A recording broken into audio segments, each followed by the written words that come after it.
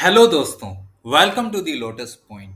Lotus point हमेशा आपको कुछ न कुछ सिखाने की सोचता है। अभी तक हमने GST, income tax, TDS, computer की basic educations, PowerPoint, word, excel, keyboard shortcuts इत्यादि ये सब इस चैनल के माध्यम से हमने सिखाया है। इसी सोच के साथ आज हम शुरुआत करने जा रहे हैं टैली के पूरे कोर्स की ऑनलाइन क्लास। टैली को पूरे बारीकी से स्टेप बाय स्टेप समझाने के लिए टैली का ये ऑनलाइन कोर्स काफी दिनों तक चलने वाला है, जिसके लिए हम इसके बहुत सारे सेशंस टॉपिक वाइज अलग अलग वीडियो में कवर करेंगे। इस कोर्स के सारे सेशंस देखकर आप पूरे टैली का कोर्स घर पर बैठे आसानी से सीख सकते हैं। अगर आप कहीं इंस्टीट्यूट में भी टैली सीखने जाते हैं तो इसकी मिनिमम फीस 8 से 12,000 इंस्टीट्यूट चार्ज करता है, और जो आप वहां सीख के आते हैं उससे और भी बेहतर हम इस क्लास में आपके लिए लेके आए हैं। या आप टैली का पूरा कोर्स सीखेंगे, वो भी बिल्कुल फ्री ऑफ कॉस्ट। अगर आप हमारे इस चैनल पर नए हो तो अभी इस चैनल को सब्सक्राइब कर लें और बेल आइकन पर क्लिक कर दें, ताकि जैसे जैसे इसके सेशंस आते रहेंगे आपको हमारी नोटिफिकेशन मिलती रहेगी और आप टैली को बिल्कुल फ्री ऑफ कॉस्ट घर पे बैठे बैठे आसानी से सीख पाएंगे। तो दोस्तों, जैसा कि आप जानते हैं कि टैली के अभी तक दो वर्जन अवेलेबल है। पहला टैली ERP 9 और दूसरा टैली प्राइम, जो टैली ERP का ही अपग्रेडेड वर्जन है।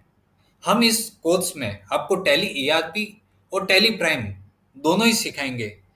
सबसे पहले हम टैली ERP की क्लास स्टार्ट करेंगे, क्योंकि अभी भी बहुत जगह पे आप देखेंगे, चाहे छोटे गांव हो, शहर हो, या बहुत सारे व्यापारी जो ऐसे हैं जिन्होंने अभी तक टैली प्राइम को अपग्रेड नहीं किया है, वहां पे अभी भी टैली ERP पे ही अकाउंटिंग का काम होता है।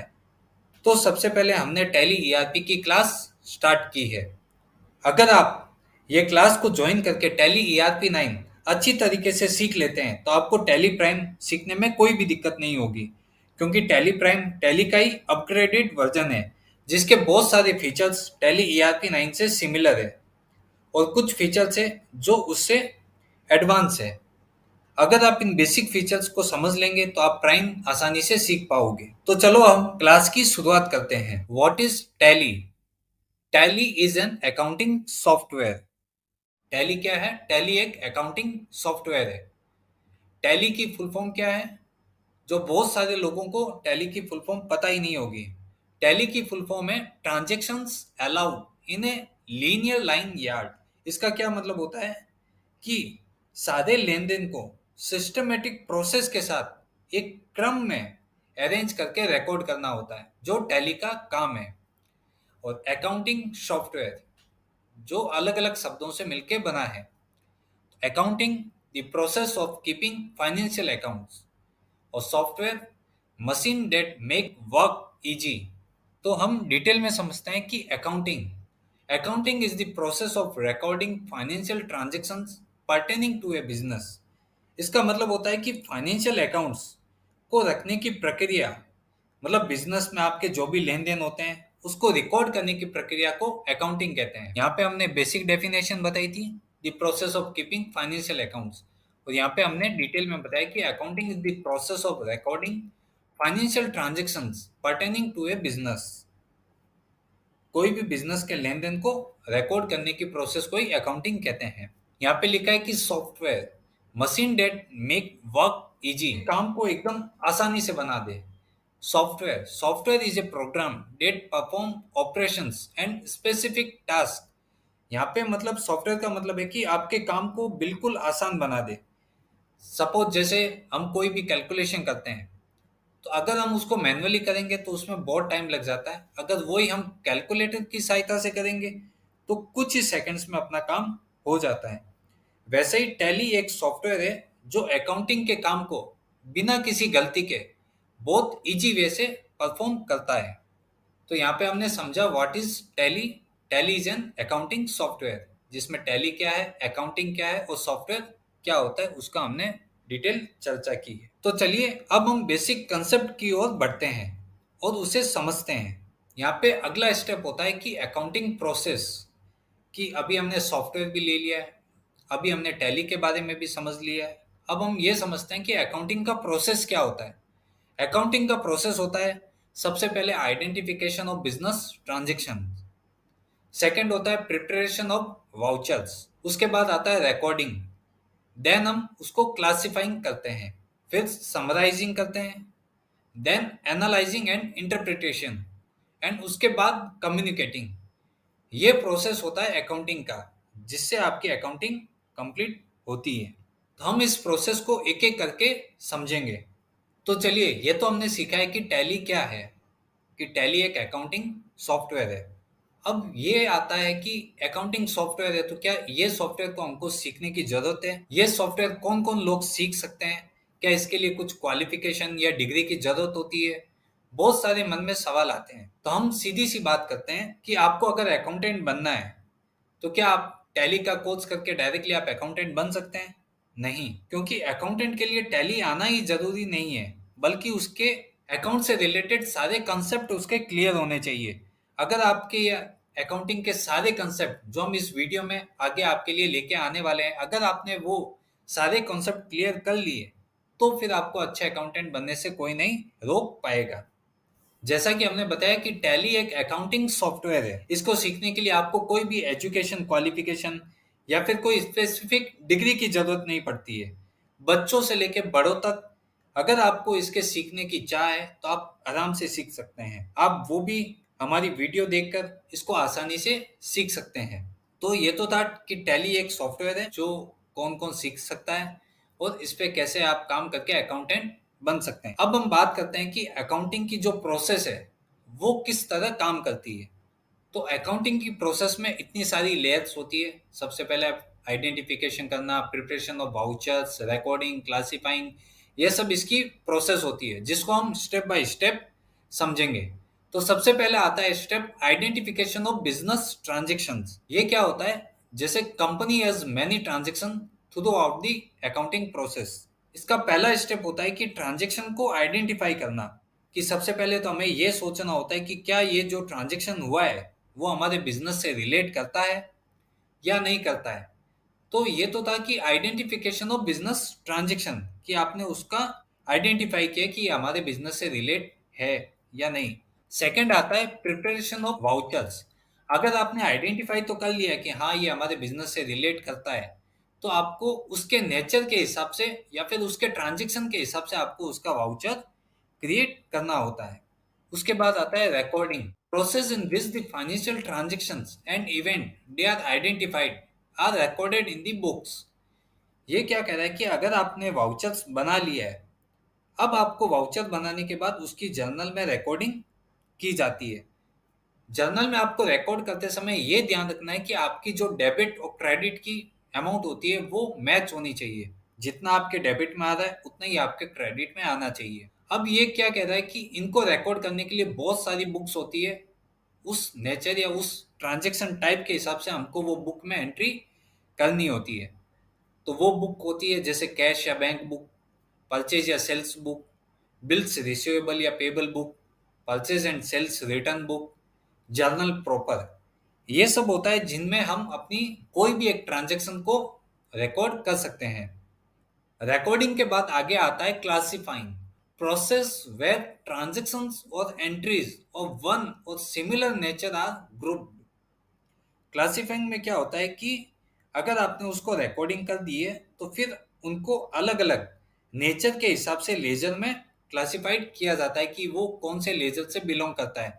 जैसे यहाँ पे बहुत सारे लेजर्स हमने लिखे हैं कि जैसे सेल्स, परचेज, जीएसटी, सैलरीज, वो कौन से लेजर से बिलोंग करता है उसके हिसाब से हमको क्लासिफाइंग करना होता है।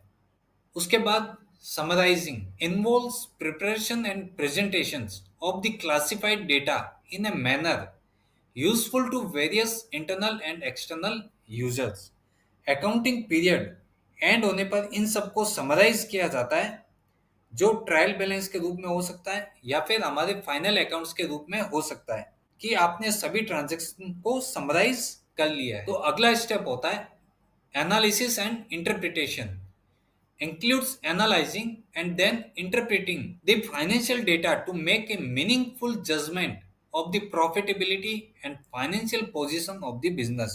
अगर हमें अपने बिजनेस का एनालिसिस करना है, सपोज कि आप लास्ट ईयर के डेटा को इस साल के डेटा के साथ कंपेयर करना चाहते हैं, या सपोज आप लास्ट क्वार्टर के डेटा को इस क्वार्टर के डेटा के साथ कंपेयर करना चाहते हैं, तो आप जनरल एक एनालिसिस करेंगे कि लास्ट ईयर के कंपेयर में इस साल में क्या स्थिति है, या फिर लास्ट क्वार्टर के मुकाबले इस क्वार्टर में क्या पोजीशन है कंपनी की, वो आप एनालिसिस कर सकते हैं। अब आता है इंटरप्रिटेशन। इंटरप्रिटेशन का क्या मतलब आता है कि अगर आपने अपनी कंपनी के डेटा को दूसरे आपके जो भी कंपटीटर है उनके साथ अगर आपने कंपेयर किया है, तो आपको पता चलेगा कि इसके बीच में क्या डिफरेंस आ रहा है, कि उन कंपनी में और हमारी कंपनी में क्या डिफरेंशिएट है, उसको कंपेयर करना, जिससे आप अपनी कंपनी की पोजीशन को पता लगा सकते हैं कि क्या एक्चुअल पोजीशन है। तो इसको बोलते हैं एनालिसिस एंड इंटरप्रिटेशन। मतलब आपको एनालिसिस भी करना और उसको इंटरप्रिटेट करना कि क्या स्थिति है हमारी। इसके बाद आता है communicating. It is concern with the transmission of analyzed and interpreted information to the end users.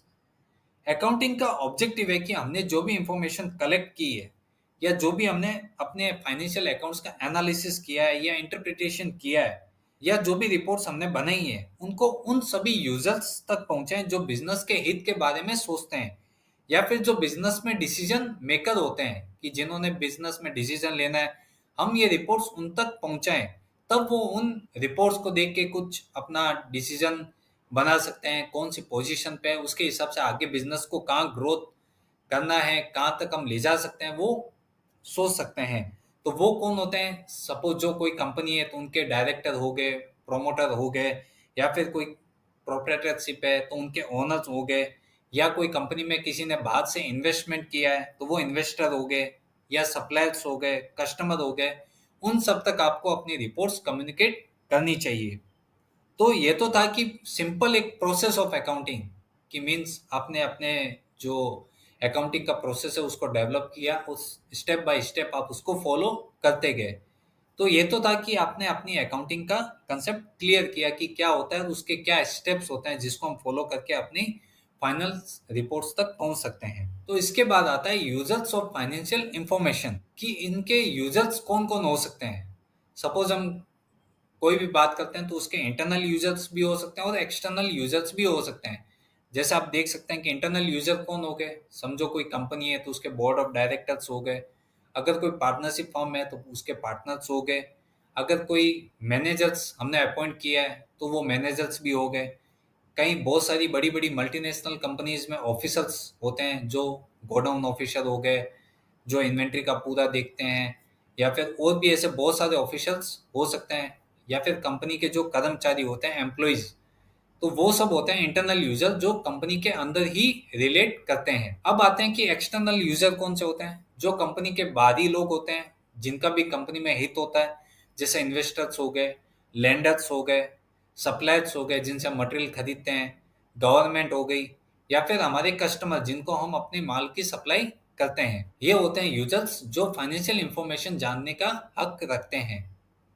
अभी हमने समझा कि प्रोसेस ऑफ अकाउंटिंग क्या होती है, जो सिस्टमेटिक ढंग से स्टेप बाय स्टेप चलती रहती है। अब होता है कि basic of accounting. Basic of accounting क्या होती है? एक होता है कैश बेसिस और एक होता है एक्रूअल बेसिस। ये मेथड होता है कि आप अपने, सपोज आप कोई कंपनी का अकाउंट्स लिख रहे हैं तो उसको दो भागों में डिवाइड कर सकते हैं, कि cash basis and accrual basis. ये होता है कि सपोज हम कैश बेसिस के मेथड को फॉलो करते हैं, तो इसमें क्या होता है कि ये वो मेथड होता है जिसमें ट्रांजैक्शंस उस समय रिकॉर्ड किए जाते हैं जिस समय कैश या बैंक में एक्चुअल रिसीव हुआ है, या फिर हमने उनसे पेमेंट दे दी है। इसको बोलते हैं कैश बेसिस मेथड। कि सपोज आपने कोई भी ट्रांजैक्शन किया है, सेल्स किया है, उसका पैसा इमीडिएट आपके बैंक अकाउंट में आ गया, तो आपने उसकी एंट्री पास कर दी, उसको रिकॉर्ड कर दिया है। इसको बोलते हैं कैश बेसिस। या फिर सपोज आपने कोई एम्प्लॉय को सैलरी का पेमेंट दिया है, या फिर कोई वेंडर्स को आपने बैंक से पेमेंट दिया है, तो इमीडिएट जब आपने पेमेंट दिया उसी समय उसका रिकॉर्डिंग हो जाता है। इसको बोलते हैं कैश बेसिस मेथड। और सेकंड आता है कि एक्रूअल बेसिस मेथड। ये मेथड क्या होता है कि जो बिजनेस के ट्रांजैक्शन को उस समय रिकॉर्ड करती है जिस समय वो ड्यू हो जाता है। सपोज आपने कोई सेल्स का बिल बनाया, अब कस्टमर भले उसका पैसा महीने भर के बाद दे या 2 महीने बाद दे, अगर आपने सेल्स का बिल बना दिया, माल की आपकी डिलीवरी हो गई, तो आपको उसको रिकॉर्ड कर लेना है। तो ये वो मेथड होता है जिसमें रेवेन्यू या फिर एक्सपेंसेस ड्यू होते ही उनको बुक कर लिया जाता है। सपोज आपने स्टाफ की सैलरी बुक कर ली कि हाँ मंथ एंड हो गया, हमने सब स्टाफ का सैलरी बनाया, तो आपने वो उसको एंट्री को रिकॉर्ड कर लिया। भले आप उसका पेमेंट 5 दिन बाद करें या नेक्स्ट मंथ में करें या नेक्स्ट वीक में करें, बट आपने वो एग्जीक्यूशन कर दिया या फिर वो ड्यू हो गई तो आपने उसको रिकॉर्ड कर लिया है। तो ये था कि basic of methods, cash basis and accrual basis. अब इसका हम कंपैरिजन करते हैं कि अपने को कहाँ बेनिफिट है, कि कैश बेसिस मेथड फॉलो करने में हमको बेनिफिट्स है या एक्रूअल बेसिस में हमको बेनिफिट है, कि कैश बेसिस में किस तरह काम करता है और एक्रूअल बेसिस में किस तरह काम करता है। तो सबसे पहले क्या होता है कि cash basis recognize revenue when cash is received and expenses when they are paid. मतलब कि अगर आपने कोई भी रेवेन्यू जनरेट कर ली, आपके पास कैश आ गया है, तो आपने उसको रिकॉर्ड कर लिया है, या फिर आपने सपोज कोई पेमेंट किया एक्सपेंस का तो उस समय आपने रिकॉर्ड कर लिया है। एक्रूअल बेसिस में सेम, कि जिस समय वो ड्यू हो गया, revenue and expenses are recorded when they are earn और ड्यू। अगर आपने अर्न कर लिया पहले तो भी आप उसको रिकॉर्ड कर देंगे, अगर वो ड्यू हो गया है तो भी आप उसको रिकॉर्ड कर लेंगे। तो दोनों में से जो भी पहले होता है उसको आपको रिकॉर्ड कर लेना है। सेकंड पॉइंट पे आते हैं कि beneficial in terms of tracking how much cash the business actually has at any given time. Cash method में क्या होता है कि आपने उस ट्रांजेक्शन को तभी रिकॉर्ड किया जब वो कैश एक्चुअली में आपके पास आ गई है। तो आप ड्यूरिंग द ईयर कभी भी आप कैश बैलेंस का एकदम एक्चुअल पोजीशन आप जान सकते हैं कि कितना मेरे पास कैश या बैंक में पैसा पड़ा है।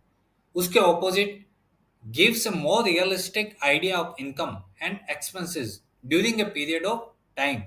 एक्रूअल बेसिस में क्या कहता है कि ये आपको एकदम बेस्ट जो रियलिस्टिक आइडिया होता है, जो रियलिस्टिक डेटा होता है वो आपको बताता है। क्योंकि समझो कि आपने कोई इनकम या एक्सपेंसेस अर्न कर लिया या फिर वो ड्यू हो गया है, चाहे आपने उसका पेमेंट नहीं किया है, बट इन फ्यूचर तो आपको पे करना पड़ेगा। तो कम से कम आपने अगर उसको रिकॉर्ड कर लिया है तो आपकी वो लाइबिलिटी हट गई कि वो मेरे से बुक करना रह गया है, आगे जाके हम उसको बुक नहीं कर पाए, छूट गया। तो give a more realistic idea of income and expenses during a period of time, therefore providing a long term picture of the business that cash accounting can't provide। और ये आपको एक अपने अकाउंटिंग की या फाइनेंशियल अकाउंट की एक लंबे टाइम तक एक पिक्चर प्रोवाइड करता है कि आपका बिजनेस कहाँ तक पहुंच सकता है, कहाँ तक उसके बारे में सोच सकता है, जो एक कैश मेथड अकाउंटिंग नहीं बता सकता है। तो उसके बाद आते हैं कि थर्ड पॉइंट पे, since the transactions are not recorded until the cash is received और paid.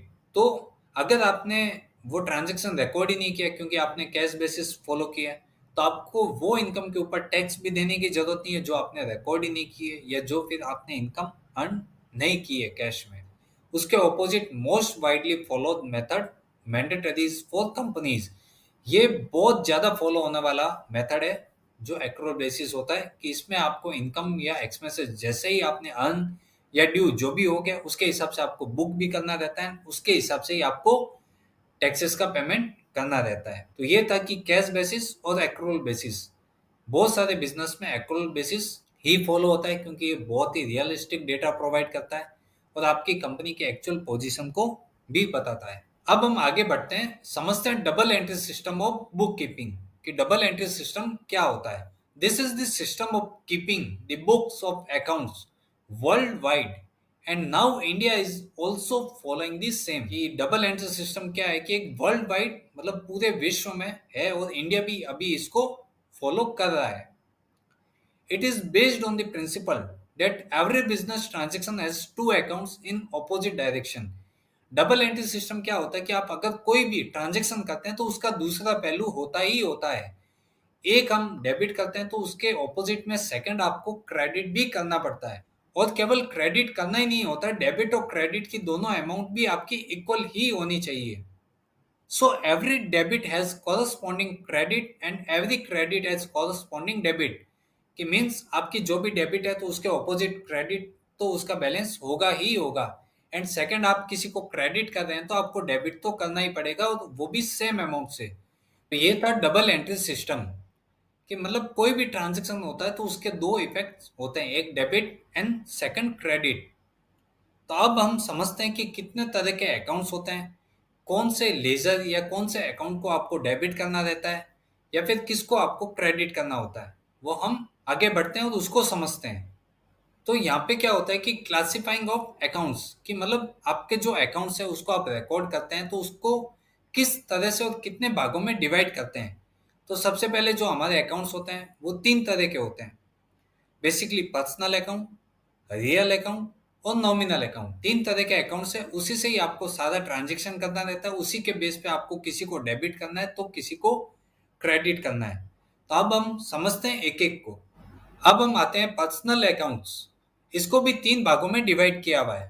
First natural personal account, second artificial personal account and third representative personal accounts. तो first natural personal accounts, the elements or accounts which represent persons. ये वो accounts होते हैं जो किसी person को represent करते हैं, जैसे Kumars account, आसास account, Pradeep's account.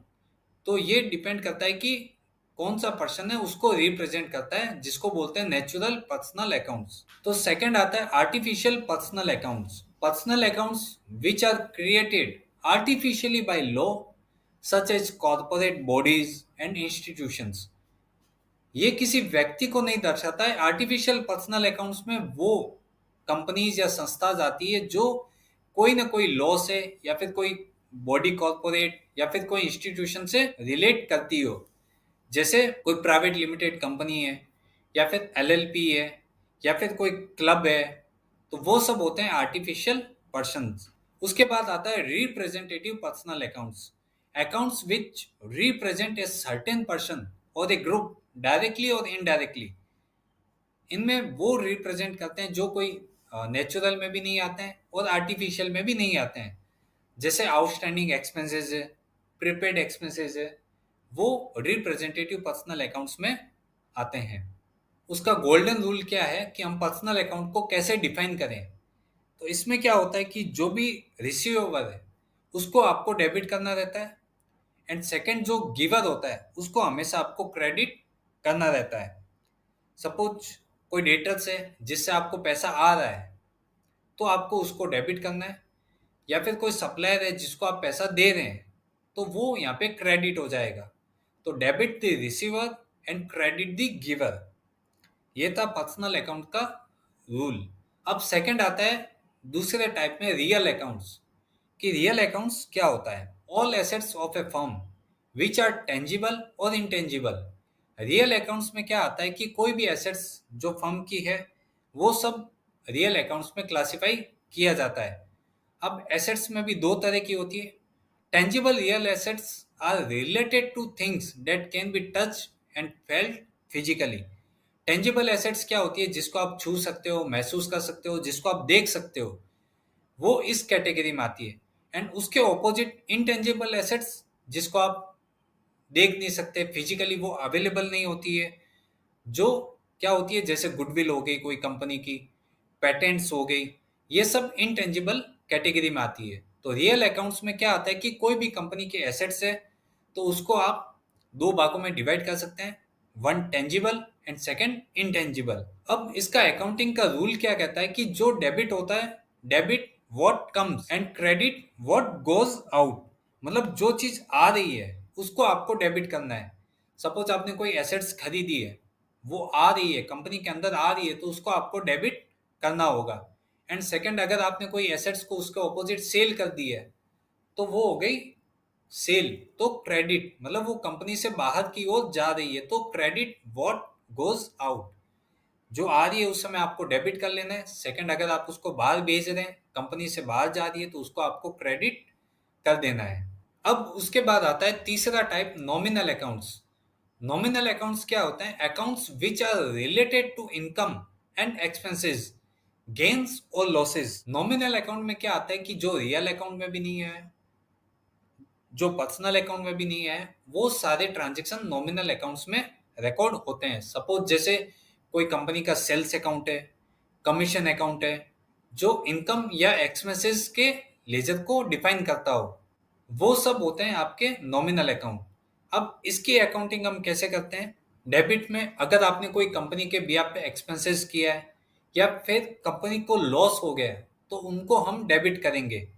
उसके ऑपोजिट अगर कोई कंपनी की इनकम्स हो रही है या कंपनी ने कुछ गेन किया है, प्रॉफिट अर्न किया है, तो उसको हम क्रेडिट करेंगे। तो ये थे क्लासिफाइंग ऑफ अकाउंट्स, जिनको हमने 3 भागों में बांटा है: personal account, real account and nominal account. Personal account में कोई नाम, कंपनी, उनसे जो भी रिलेट करता हो वो पर्सनल अकाउंट में आते हैं। रियल अकाउंट में कंपनी के अगर कोई एसेट्स है तो उसको हमने रियल अकाउंट में डिफाइन किया है। एंड नॉमिनल अकाउंट जो दोनों में भी नहीं आ रहा हो, जिसका कोई फिजिकल एविडेंस नहीं है, जो मतलब आप उसको देख नहीं सकते, सपोज एक्सपेंडिचर हो गए कंपनी के, या कंपनी कहीं पे लॉस बिलोंग कर रही है, कंपनी को गेन हो रहा है, या कंपनी की कोई इनकम जनरेट हो रही है, तो उसको यहाँ पे डिफाइन किया है। अब हम आगे बढ़ते हैं रूल्स ऑफ अकाउंटिंग, जिसको हमने समराइज किया है: personal account, the receiver and the giver. Receiver को डेबिट, गिवर को क्रेडिट। वैसे ही सेम रियल अकाउंट में व्हाट कम्स इन उसको डेबिट करेंगे एंड व्हाट गोज आउट उसको हम क्रेडिट करेंगे। नॉमिनल में ऑल एक्सपेंसेस एंड लॉसेज है उनको हम डेबिट की साइड में रखेंगे, एंड देन ऑल इनकम्स और गेन्स है उसको हम क्रेडिट करेंगे। अब हमको ये भी ध्यान रखना है कि जितना हमने डेबिट किया है उतनी ही अमाउंट से आप क्रेडिट करेंगे। आपका दोनों का जो अमाउंट है वो इक्वल ही होना चाहिए। ऐसा नहीं कि आपने एक को 100 रुपए से डेबिट कर दिया एंड सेकंड को 300 रुपए से, तो ये आप नहीं कर सकते हैं। आपको डेबिट और क्रेडिट दोनों में सेम अमाउंट ही करना पड़ेगा, तब आपका वो ट्रांजेक्शन रिकॉर्ड होगा और कंप्लीट होगा। अब यहाँ पे हमने एक फ्लो ऑफ अकाउंटिंग बताया है कि आप अकाउंटिंग को किस ढंग से कर सकते हैं।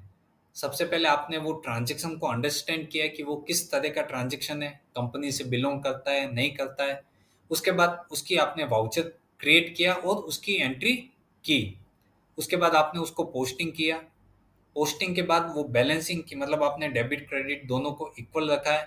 उसके बाद आपने उसको ट्रायल बैलेंस में लेके गए। ट्रायल बैलेंस से आप P&L बनाएंगे एंड देन कंपनी की बैलेंस शीट, जिसको हम एनुअल रिपोर्ट भी बोलते हैं।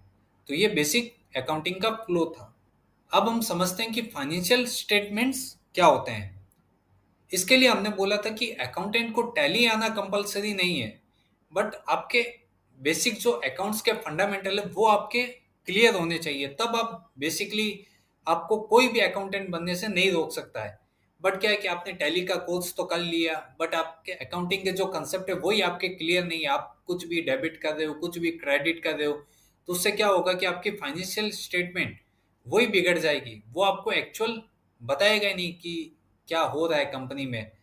टैली तो मैं आपको शुरू से ही सिखा देता, बट आपको जो कंसेप्ट है वो यहाँ पे आपके क्लियर होने जरूरी है। इसके लिए मैं आपके लिए ये पूरा सेशन जो लेके आया हूँ वो अकाउंटिंग अकाउंटिंग क्या है, उसका प्रोसेस क्या है, अकाउंट्स के डॉक्यूमेंट्स क्या होते हैं, इसके लिए हम यहाँ पे पूरा डिटेल में एनालिसिस करते हैं, ताकि आपको टैली समझने में बिल्कुल भी दिक्कत नहीं आए। तो यहाँ पे क्या होता है कि financial statements are summary level reports about an organization's financial results, financial positions and cash flows. ये क्या बोलता है कि फाइनेंशियल स्टेटमेंट्स वो स्टेटमेंट होती है जो एक समरी रिपोर्ट भी कहलाती है। मीन्स आप अपने बिजनेस का जो भी रिजल्ट है, जो भी आपकी फाइनेंशियल पोजीशंस है, आपके पास कितना कैश फ्लो पड़ा है, वो सब रिपोर्ट्स को एक ही स्टेटमेंट में दिखाता है। उसको बोलते हैं फाइनेंशियल स्टेटमेंट्स। तो इसके कुछ पॉइंट्स है, जैसे determine the ability of a business to generate cash. ये क्या कहता है कि हमको अपने बिजनेस की कैपेसिटी, जिसको क्षमता या योग्यता बोलते हैं, कि वो जानना जरूरी होता है कि जहां से कैश इनफ्लो हो रहा है, कि मतलब वो कौन सी स्थिति है जो कंपनी उनसे रेवेन्यू जनरेट करती है और उन रेवेन्यू को कहीं ना कहीं यूटिलाइज करती है। वो सोर्सेस को अपने को ढूंढना चाहिए। उसके बाद आता है कि determine whatever a business has the capability to pay back its debts. आपने उन सोर्सेस को तो ढूंढ लिया जहां से कैश अर्निंग हो रही है, बट क्या आपकी जो कैश की जो अर्निंग है वो आपके डेब्ट्स को चुकाने में इनफ है? उसके बाद आता है कि track financial results on a trend line to spot any profitability. ये क्या बताता है कि आपकी बिजनेस की एक वो पोजीशन निकालना जहां पे आपका बिजनेस प्रॉफिट होना शुरू होता है, या फिर वो कौन सी ब्रेक इवन पॉइंट है जहां तक आपको टच करना है, ये कि हाँ ये मेरा ब्रेक इवन पॉइंट है। अब अगर मैं इस लाइन के ऊपर जाऊंगा तो यहाँ से मुझे प्रॉफिटेबिलिटी दिखेगी। उन इश्यूज को फाइंड आउट करना। उसके बाद आता है कि investigate the details of certain business transactions. यहाँ पे क्या है कि आपको कुछ कंपनी के ट्रांजेक्शन उठाने चाहिए, उनको इन्वेस्टिगेट अपने हिसाब से करने चाहिए कि हाँ, ये जो बिजनेस ट्रांजेक्शन है पर्टिकुलर वो सही है, उसका नेचर क्या है, उसको कैसे उसको ट्रांजेक्ट किया, वो सब चीज हमको यहाँ पे देखनी है। अगर इन सब चीजों को आपने ध्यान में रखा है तो आपका फाइनेंशियल स्टेटमेंट इन सब चीजों की सही जानकारी आपको देगा कि आपकी बिजनेस की अर्निंग क्या है, वो आपके डेब्ट्स को चुकाने में इनफ है, आपकी प्रॉफिटेबिलिटी कौन सी लाइन के ऊपर आके आप ब्रेक इवन को क्रॉस कर जाएंगे, या कुछ सर्टेन बिजनेस के ट्रांजेक्शन जिनको आपने इन्वेस्टिगेट अपनी हैंड से कर लिया है।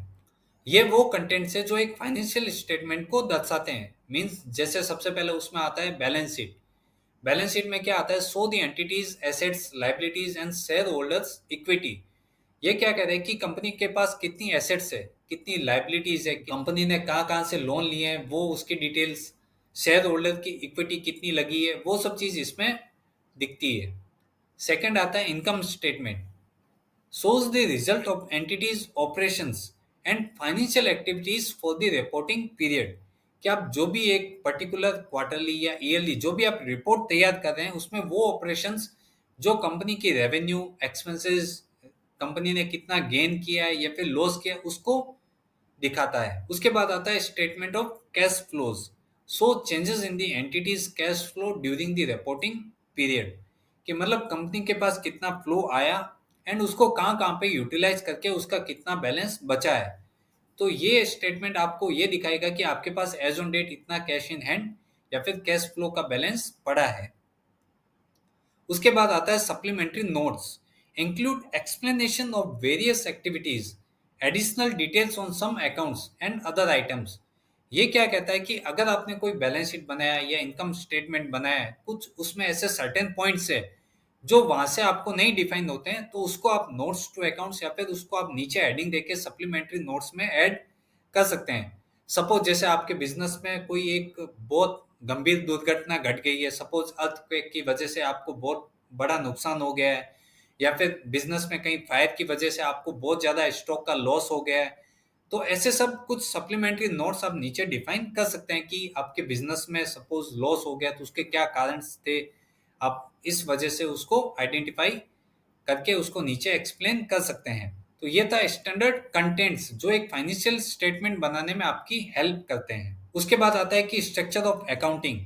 सबसे पहले आपने लेजर को डिफाइन किया कि वो कौन सा लेजर है। उसके बाद आपने उसको या तो डेबिट किया या फिर आपने क्रेडिट किया। अगर आपने क्रेडिट किया तो इसका मतलब हो गया कि या तो वो इनकम थी या फिर वो आपकी लाइबिलिटी थी। अगर आपने उसको डेबिट किया है तो या तो वो आपका एक्सपेंडिचर था कंपनी का, या फिर आपने कोई एसेट्स खरीदी होगी। ये सब मिलके आपका प्रॉफिट एंड लॉस अकाउंट जिसमें इनकम और एक्सपेंडिचर आता है, एंड लाइबिलिटी और एसेट्स को मिलके आपका पूरा बैलेंस शीट प्रिपेयर होता है। तो ये था कि स्ट्रक्चर ऑफ अकाउंटिंग, आपने कौन से लेजर्स को डेबिट किया, क्रेडिट किया, और वो पूरा बैलेंस शीट तक कैसे पहुंचा और कैसे आपका फाइनेंशियल स्टेटमेंट रेडी हुआ है। अब यहाँ पे आता है कि लेजर आपने डेबिट और क्रेडिट करना तो जान लिया, बट लेजर कितने प्रकार के हो सकते हैं, उनकी क्या ग्रुपिंग्स होती है। तो सबसे पहले इनकम के लेजर्स हो सकते हैं जहां से आपको कंपनी के रेवेन्यू जनरेट हो रहे हैं। सेकंड, आप कंपनी के बिहाफ पे कौन कौन से एक्सपेंडिचर कर रहे हैं, तो वो आपका हो गया एक्सपेंडिचर ग्रुप। उसके बाद आता है लाइबिलिटी ग्रुप। आपने कंपनी को चलाने के लिए या तो शेयर होल्डर से या फिर इन्वेस्टर से बाद से आपने कुछ लोन लिए होंगे, चाहे वो सिक्योर्ड हो अनसिक्योर्ड हो, तो वो आता है कि आपने कौन से लाइबिलिटी कहाँ कहाँ से लिए उसको डिफाइन करता है। उसके बाद आता है कि एसेट्स, आपने अगर कोई कंपनी ओपन की है तो उसके रिलेटेड आपने बहुत सारी एसेट्स खरीदी होगी, तो ये वो एसेट्स को डिफाइन करता है। ये तो था कि हमने लेजर को किस प्रकार ग्रुपिंग किया है, कि या तो हमने उसको इनकम एक्सपेंडिचर दिखा के प्रॉफिट एंड लॉस अकाउंट में बुक किया है, या फिर हमने उनको लाइबिलिटी और एसेट्स दिखा के बैलेंस शीट में मूव ऑन किया है। तब हम समझते हैं कि प्रॉफिट एंड लॉस अकाउंट की P&L क्या होता है। Financial statement that summarises the revenue, cost and expenses incurred during a specified period. Financial statement जो आपके बिजनेस की एक्चुअल स्थिति को समराइज करता है कि पूरे साल भर में मैंने क्या रेवेन्यू अर्न किया है, क्या उसके पीछे मेरी एक्सपेंस या फिर जो भी कॉस्ट लगी है उसको एक समराइज करता है। अब होता है कि P&L एनुअली हम लोग बनाते हैं, बट बहुत सारे ऐसे केसेस है जहाँ पे P&L क्वार्टरली भी बनता है। जैसे अगर आपको कोई कंपनी स्टॉक मार्केट में लिस्टेड है तो वहां पे आपको क्वार्टरली स्टेटमेंट बनाने ही पड़ते हैं। अगर कोई गवर्नमेंट कंपनीज है तो वहां पे भी आप क्वार्टरली स्टेटमेंट बना सकते हैं, ताकि उनके जो भी यूजर्स है आप उनको क्वार्टरली स्टेटमेंट प्रोवाइड कर सकें। उसके बाद आता है कि this statement provide information about A companies ability और इनएबिलिटी। ये कंपनी की एबिलिटी मतलब कंपनी की जो क्षमता है उसको बताता है कि कंपनी कैसे अपने रेवेन्यू को बढ़ा सकती है, चाहे वो अपनी कॉस्ट कम करे, खर्चों पे कंट्रोल करे, या फिर अदर उसके कोई भी रीजन से अपने रेवेन्यू को इंक्रीज कर सके। थर्ड आता है कि P&L management refer to how a company handles it profit और loss through revenue and cost management by taking suitable decision. कि ये बताता है कि आपका कंपनी या लॉस जो रेवेन्यू को तो बढ़ा दिया है, चाहे वो खर्चों को कम करके हो, कॉस्ट की डिडक्शन करके हो, लेकिन ये बताता है कि आप अच्छे निर्णय लेके भी ये चीज कर सकते हो। तो प्रॉफिट एंड लॉस अकाउंट जो आपको समराइज करता है कि आपने पूरे साल भर में या पूरे क्वार्टर में कितना आपने अर्निंग की है, उसके पीछे आपको इनकम हुई है या फिर लॉस हुआ है, उसको डिफाइन करता है। उसके बाद आता है कि P&L की ग्रुपिंग, कि अब उसमें दो पार्ट होते हैं, या तो एक आपका इनकम या रेवेन्यू का पार्ट, सेकंड आता है कि आपका एक्सपेंडिचर या फिर लॉस का पार्ट। अब इनकम या जो रेवेन्यू होता है बिजनेस का उसको भी हमने अलग अलग तरीके से डिफाइन किया, direct income, indirect income and sales account. तो सबसे पहले डायरेक्ट इनकम, आपको ये ग्रुपिंग और हेड समझना बहुत जरूरी है। आपने कोई भी एक्सपेंस को कहीं पे भी उसको ग्रुप कर दिया है तो ये आपका एक्चुअल पोजीशन तो बता देगा, बट वो जो आपको जो यूजर्स है वो आपके अगर बिजनेस को एनालिसिस कर सकते हैं तो उनको बहुत दिक्कत आएगी कि अगर आपने उसकी ग्रुपिंग बराबर नहीं की है तो वो कहीं पे कंपनी की ग्रोथ को ज्यादा बताएगा, या फिर वो एक्चुअल जो रीजंस है उनको स्पेसिफाई नहीं कर पाएंगे वो। तो आपको ग्रुपिंग बहुत अच्छी तरीके से ध्यान से उसको डिफाइन करना पड़ेगा। सबसे पहले आता है कि जो डायरेक्ट इनकम, कि डायरेक्ट इनकम क्या होती है कि जो आपके बिजनेस के रेवेन्यू को जनरेट करने में एकदम डायरेक्टली इन्वॉल्व होते हैं। सपोज आप कोई, आपका जो बिजनेस मॉड्यूल है वो फ्रेंचाइजी बेस्ड मॉड्यूल है, आपने किसी को फ्रेंचाइजी दी, उससे अगर आपकी कोई इनकम आ रही है तो इसको हम रिपोर्ट कहाँ करेंगे, ये हमारा डायरेक्ट इनकम हो गया जो डायरेक्टली आपके बिजनेस को इम्पैक्ट करे रेवेन्यू जनरेट करने में। सपोज आप कोई कंपनी की फ्रेंचाइजी या फिर आप कंपनी की कोई डिस्ट्रीब्यूटरशिप लेके बैठे हैं, अगर आपने कोई टर्नओवर अचीव कर लिया है तो कंपनी बहुत सारे ट्रेड डिस्काउंट्स देते हैं, उसको अगर आपको रिबेट, उसको आपको रिपोर्ट करना है तो आप डायरेक्ट इनकम में कर सकते हैं। उसके बाद आता है कि इनडायरेक्ट इनकम, जो डायरेक्ट इनकम में नहीं गई हो, उसके अलावा जो भी इनकम कंपनी या बिजनेस जनरेट कर रही है जो डायरेक्टली रिलेट नहीं करती हो, वो सब इनडायरेक्ट इनकम में आ जाएगी। जैसे आपको इंसेंटिव्स मिले, या आपने कोई बिजनेस की जो कैपिटल है कहीं पे आपने इन्वेस्ट करके रखी हो, उससे आपको जो इंटरेस्ट का इनकम आ रहा है, तो ये सब हो गई इनडायरेक्ट इनकम जो डायरेक्ट में नहीं आई हो। वो बैलेंस जो भी इनकम आपने रेवेन्यू जनरेट की है वो इनडायरेक्ट इनकम में आ जाएगी। उस सेल्स अकाउंट, सेल्स में वो प्रोडक्ट या सर्विसेज जो आपके मेन बिजनेस से रिलेट करते हो, वो जो भी आप सेल करते हैं या सर्विस प्रोवाइड करते हैं वो सब सेल्स अकाउंट में आएगा। उसके बाद आता है कि एक्सपेंडिचर, ये भी डायरेक्ट इनडायरेक्ट दो तरह के हो सकते हैं। डायरेक्ट एक्सपेंसेस क्या होते हैं, ये वो एक्सपेंस होते हैं जो आपकी डायरेक्टली प्रोडक्ट की कॉस्ट को इम्पैक्ट करते हैं। सपोज आपने कहीं मटेरियल खरीदा है, वो समझो कि 1000 किलोमीटर दूर से आप अपने समझो आपका कोई फैक्ट्री है या कोई वेयर हाउस है, उससे आप अपने मेन लोकेशन पे लेके आ रहे हैं, तो उसके बीच में आपको ट्रांसपोर्टेशन या फिर आप फ्रेट पे करते हैं। तो जो आपकी प्रोडक्ट की कॉस्ट को ऐड करता है, बढ़ा देता है, वो एक्सपेंस को डिफाइन करता है जो डायरेक्ट एक्सपेंस होता है। अगर आप इसको प्रोडक्ट की कॉस्ट में आप ऐड नहीं करेंगे तो हो सकता है कि आपको अंदाजा भी नहीं लगे कि मेरी प्रोडक्ट की एक्चुअल कॉस्टिंग क्या है। यूजर्स जब एनालिसिस करेंगे तो उनको भी ऐसा, अगर आपने उसकी ग्रुपिंग प्रॉपर नहीं की है तो वो भी नहीं समझ पाएंगे कि हमको बिजनेस पे एक्चुअल लॉस कहाँ हो रहा है या कॉस्ट कटिंग कहाँ करनी चाहिए। तो ये वो एक्सपेंस है जो डायरेक्टली प्रोडक्ट की कॉस्ट को बढ़ाते हैं या उसको इम्पैक्ट करते हैं। जैसे सपोज फ्रेट या ट्रांसपोर्ट जो आप उसको लाने के लिए करते हैं, या फिर डायरेक्टली जो स्किल लेबर जो आपके सपोज आपकी कोई मैन्युफैक्चरिंग यूनिट है, वहां पे आपने बहुत सारे लेबर्स बिठा के रखे हैं पैकेजिंग के लिए, तो वो जो लेबर जो डायरेक्टली प्रोडक्ट से जुड़े हैं उनकी कॉस्टिंग भी डायरेक्ट एक्सपेंस के अंदर ही आएगी। उसके बाद आता है कि इनडायरेक्ट एक्सपेंस जो डायरेक्टली बिलोंग नहीं करते हैं और जो डायरेक्ट एक्सपेंस में नहीं कवर होते हैं वो सब इनडायरेक्ट एक्सपेंस में आएंगे। जैसे कंपनी की सैलरीज होगी, जो स्टाफ को सैलरी पे करते हैं, रेंट हो गया कंपनी का, या फिर ऐसे ही बहुत सारे similar expenses, printing and stationery जो इनडायरेक्ट एक्सपेंस में रिलेट करते हैं। उसके बाद परचेज अकाउंट, जो भी प्रोडक्ट आप सेल करते हैं या सर्विस करते हैं उसकी जो डायरेक्ट आप मटेरियल या फिर कुछ सर्विस की कॉस्टिंग है वो आप परचेज अकाउंट में डिफाइन करेंगे।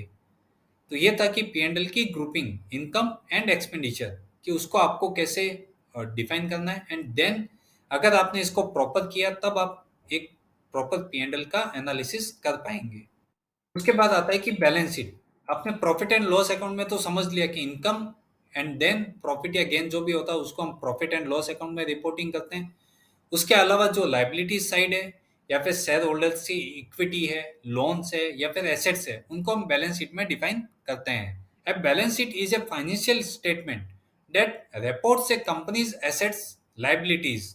बैलेंस शीट क्या होती है कि एक फाइनेंशियल स्टेटमेंट है जो रिपोर्ट करती है कि कंपनी के पास एज ऑन डेट या फिर जहां तक आप बना रहे हैं उनके कितनी एसेट्स कंपनी के पास पड़ी है, या उसके ऑपोजिट कंपनी के पास कितनी लाइबिलिटीज है, चाहे वो सिक्योर्ड लोन हो, अनसिक्योर्ड लोन्स हो, बैंक ओडी हो, या फिर जो सप्लायर को हमको पेमेंट देना बाकी है।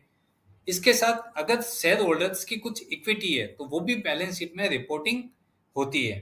It is a financial statement that provides a snapshot of what A company ons and ओज।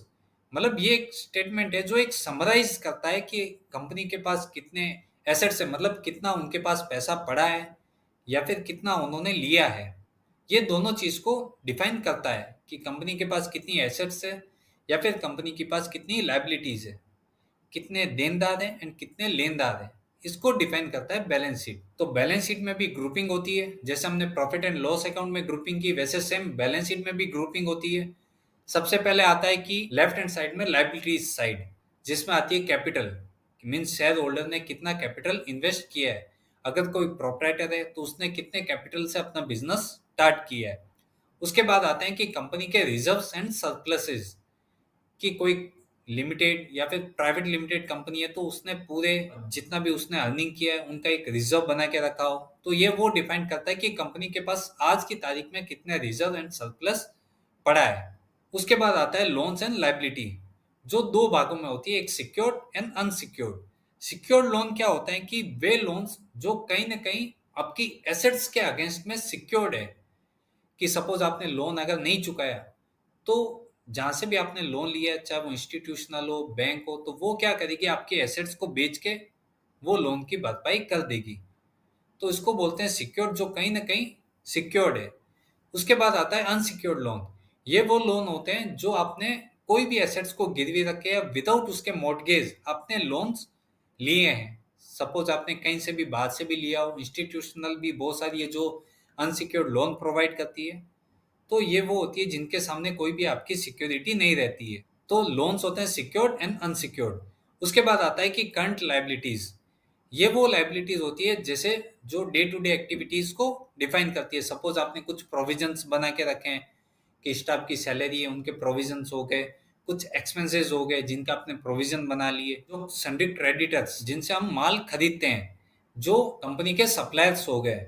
उसके बाद आता है ड्यूटीज एंड टैक्सेस, जो हमको टाइम टू टाइम जो गवर्नमेंट को ड्यूटीज या फिर टैक्सेस का पेमेंट करना रहता है, उन सब की ग्रुपिंग हम करंट लाइबिलिटीज में करते हैं।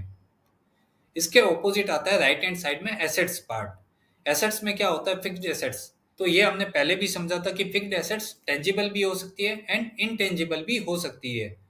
उसके बाद आता है इन्वेस्टमेंट। कंपनी ने सपोज कोई कंपनी में इन्वेस्ट किया है, कोई शेयर्स खरीदे हैं या फिर कहीं पे भी इन्वेस्ट किया है, तो उसका डिटेल्स, उसकी ग्रुपिंग यहाँ पे आएगी। उसके बाद आता है करंट एसेट्स। इसमें क्या आता है कि कंपनी का स्टॉक इन हैंड, अगर आप गुड्स में ट्रेडिंग कर रहे हैं तो यहाँ पे आपका कंपनी का स्टॉक इन हैंड होता है, जो सपोज 31 मार्च या फिर आप कोई भी एक डेट को स्टॉक इन हैंड कंपनी के पास कितना पड़ा है वो आप देख सकते हैं। अगर आप सर्विस सेक्टर से बिलोंग करते हैं तो यहाँ पे स्टॉक इन हैंड नहीं आता है। उसके बाद आता है कैश या बैंक बैलेंस, कि कंपनी के पास कितना लिक्विडेशन फंड पड़ा है। उसके बाद आता है सन्ड्री डेटर्स, जिन जिन से हमको कंपनी में पैसा आना है, जिनको हमने सेल किया उनसे हमको पैसा आएगा, तो उनका ग्रुपिंग सन्ड्री डेटर्स के अंडर में होगा। उसके बाद आता है डिपॉजिट्स। अगर कंपनी ने सपोज जो कंपनी है उन्होंने कहीं पे रेंट पे लिया है तो उसके ब्याह पे उन्होंने कुछ डिपॉजिट्स दी होगी, या फिर उन्होंने कहीं बैंक में फिक्स डिपॉजिट्स की होगी, तो वो डिपॉजिट्स एसेट्स के अंडर आएगी। उसके बाद होता है कि लोन्स एंड एडवांसेस। कंपनी के पास इतना फ्लो हो गया कि उन्होंने बाहर भी पैसा दे के रखा है। समझो उनके पास सरप्लस कैश या बैंक में बैलेंस पड़ा था तो उन्होंने उसको लोन्स के रूप में बाहर दे दिया।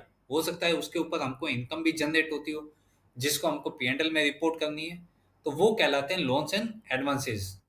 ये तो था कि पी&एल और बैलेंस शीट सब हमने बना दी, उनकी ग्रुपिंग हमने कैसे की उसको हमने समझ लिया।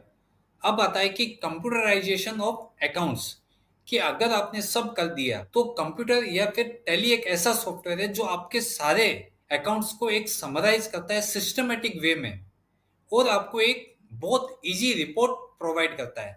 जैसे like all functions which are being automated now, accounting is also automated through computerization specific accounting software. हम अभी यही समझ रहे हैं कि टैली एक अकाउंटिंग सॉफ्टवेयर है और टैली में ही सारा अकाउंटिंग का रिकॉर्ड करना जो एक सिस्टमेटिक ढंग से बिना किसी गलतियों के करता है। Computerize accounting system is accounting information system which process financial transactions and event as per generally accepted accounting principles to produce reports as per user requirement।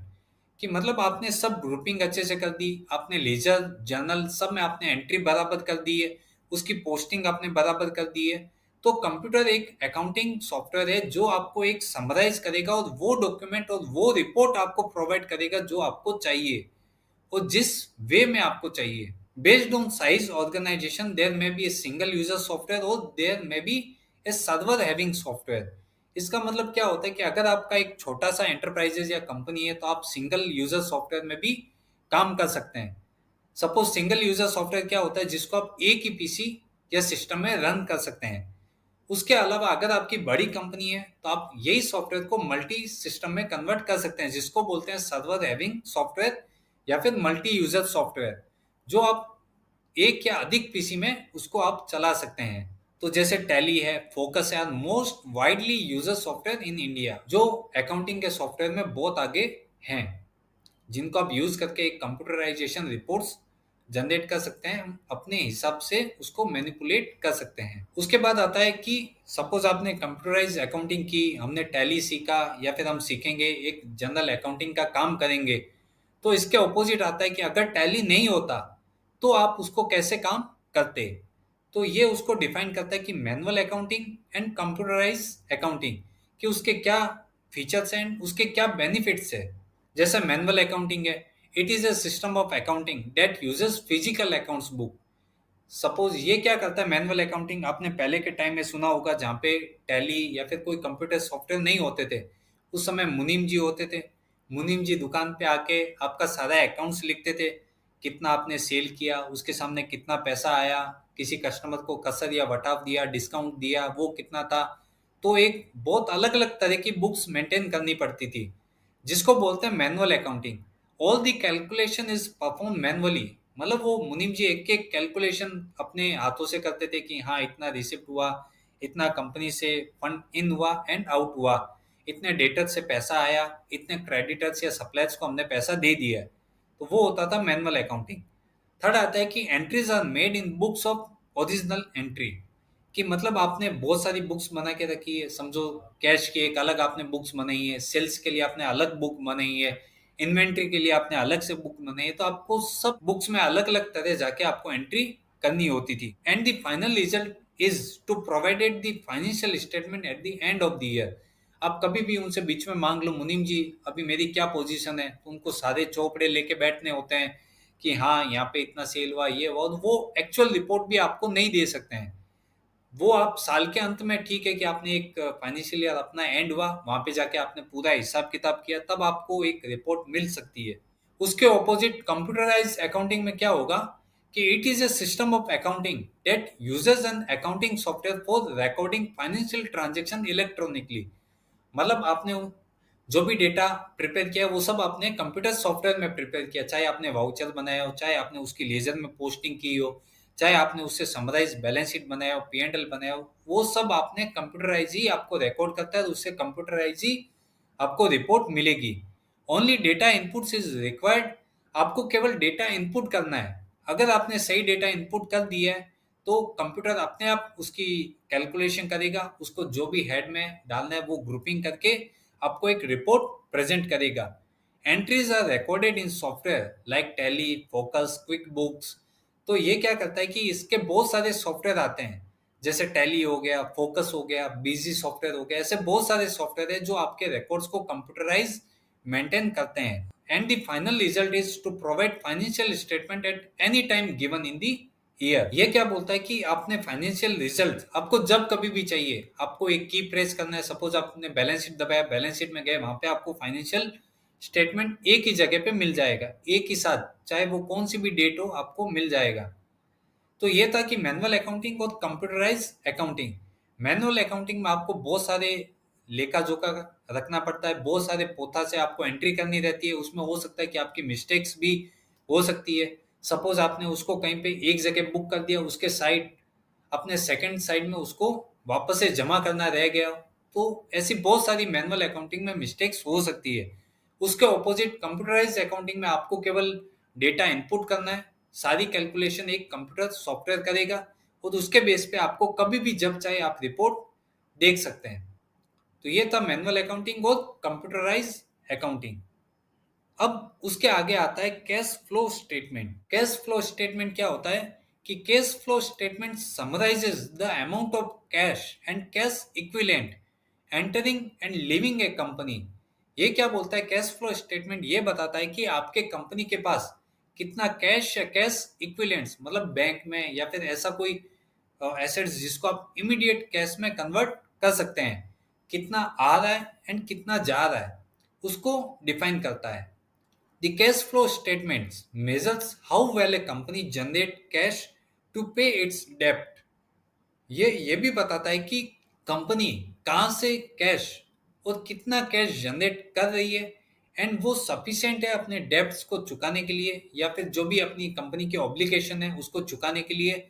And it's operating expenses, मतलब जो कंपनी के debts और expenses है उसको चुकाने में enough है या फिर सफिशिएंट है। तो कैश फ्लो स्टेटमेंट जितना कैश आया, कितना गया, उसको रिकॉर्ड करना, एंड कैश का कितना बैलेंस एट द टाइम कभी भी आप देख सकते हैं कि इतना कैश फ्लो में बैलेंस या फंड पड़ा है कंपनी के पास। उसके बाद आता है कि अभी हमने सब समझ लिया है कि अकाउंटिंग क्या है, उसका प्रोसेस क्या है, उसको रिपोर्टिंग कहाँ करते हैं, कितने टाइप्स के अकाउंट्स होते हैं और उनकी नेचर क्या होती है। अब उसके बेस पे बनती है annual report. An annual report is a publication that public corporations must provide annually to shareholders to describe their operations and financial conditions। Annual report क्या होती है कि जो आपको अपने यूजर्स को प्रोवाइड करना होता है, उसका पब्लिकेशन करके आपने अपने यूजर्स में बांट दिया, जो ये रिपोर्ट्स देख के कंपनी के या फिर जो भी हितकारी है वो कंपनी के बिहाफ पे डिसीजन ले सकते हैं कि हमारी एनुअल रिपोर्ट से हम ये समझते हैं, इसके बिहाफ पे हम ऐसे डिसीजन लेके कंपनी को और ग्रो करा सकते हैं। तो वो होती है annual reports. The intent of the required annual report is to provide public disclosure of a company's corporate activities over the past year. ये क्या बताता है कि कंपनी ने पूरे पिछले साल में क्या क्या काम किया है, क्या उसकी ग्रोथ है, क्या उसने इनकम अर्न की है, या फिर उसने लॉस पूरे साल भर में कितना किया है, वो रिपोर्ट में पूरा एक ही साथ डिफाइन करता है। The report is typically issued to shareholders and other stakeholders. अगर आपकी कोई कंपनी है तो फिर आपके जितने भी शेयर होल्डर्स हैं उनको आपको एनुअली रिपोर्ट्स प्रोवाइड करनी पड़ती है, जिससे वो भी कंपनी की एक्चुअल पोजीशन के बारे में जान सकते हैं। अब इसमें आता है कि मैंने पहले भी आपको बताया था कि एनुअल रिपोर्ट शेयर होल्डर्स को आपको देना ही पड़ेगा। एंड सेकंड आता है कि क्वार्टरली रिपोर्ट्स भी जहाँ पे भी आपको ज़रूरत है वहाँ पे आपको क्वार्टरली रिपोर्ट्स भी इनको प्रोवाइड करनी पड़ेगी। तो ये थी एनुअल रिपोर्ट्स, जो पूरी रिपोर्ट्स एक कंपनी की फाइनेंशियल पोजीशन को डिफाइन करता है, जो अपने यूजर्स तक उनको फ्रेंडली नेचर से उनको कंपनी में डिसीजन लेने के लिए या फिर कंपनी की ग्रोथ को समझने के लिए इनफ होती है।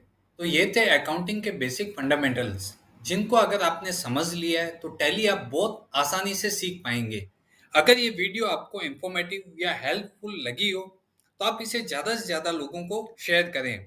हमारे चैनल को भी आप सब्सक्राइब कर लें और बेल आइकन को भी प्रेस करके रखें, जिससे इस क्लास का अगला पार्ट आते ही आपको उसकी जानकारी मिल जाएगी। हम हमारे क्लास के अगले पार्ट में ये सिखाने वाले हैं कि आप टैली को कहाँ से और कैसे डाउनलोड कर सकते हैं, कैसे इसे अपने कंप्यूटर या पीसी में या सिस्टम में इंस्टॉल कर सकेंगे, और कैसे हम एक अपना कंपनी बना के उसमें हम अपना अकाउंटिंग का काम चालू कर सकेंगे।